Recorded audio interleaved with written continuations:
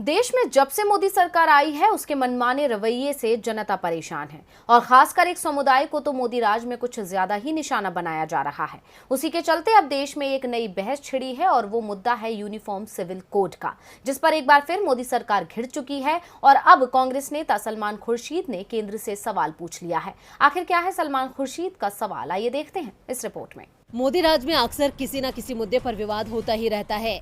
हर कुछ दिन में एक नया मामला तूल पकड़ता है जिस पर बहस छिड़ जाती है। अब उसी कड़ी में एक ताजा मामला विवाद का कारण बन गया है और वो मुद्दा है समान नागरिक संहिता का, जिस पर देश में बहस छिड़ी हुई है। ऐसे में सरकार एक बार फिर विपक्ष के निशाने पर आ गई है और अब कांग्रेस नेता सलमान खुर्शीद ने इस मुद्दे पर केंद्र से सवाल पूछा है।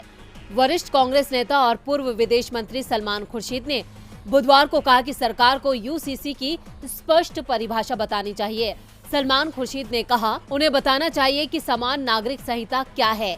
संविधान में यूसीसी का उल्लेख है कि एक समान नागरिक संहिता लागू करने का प्रयास किया जाएगा, लेकिन इसकी स्पष्ट परिभाषा और इसका क्या प्रभाव होगा ये स्पष्ट नहीं है। इतना ही नहीं, कांग्रेस नेता ने सरकार की कार्यशैली पर संदेह जताते हुए आरोप लगाया कि उसने समाज में भेदभाव फैलाया है और कहा कि यूसीसी के मामले में भी इसी तरह के व्यवहार की आशंका है। गौरतलब है कि all India Muslim personal law board ने केंद्र से समान नागरिक संहिता लागू नहीं करने की अपील की थी और इसे एक असंवैधानिक और अल्पसंख्यक विरोधी कदम करार दिया था।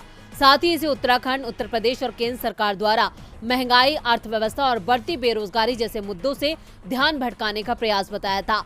अब इस मुद्दे पर सलमान खुर्शीद ने भी केंद्र से सवाल पूछा है। अब केंद्र की तरफ से इसका जवाब आता है या नहीं, या दूसरे मुद्दों की तरह इस पर भी चुप्पी साधे बैठी रहती है, ये देखने वाली बात होगी।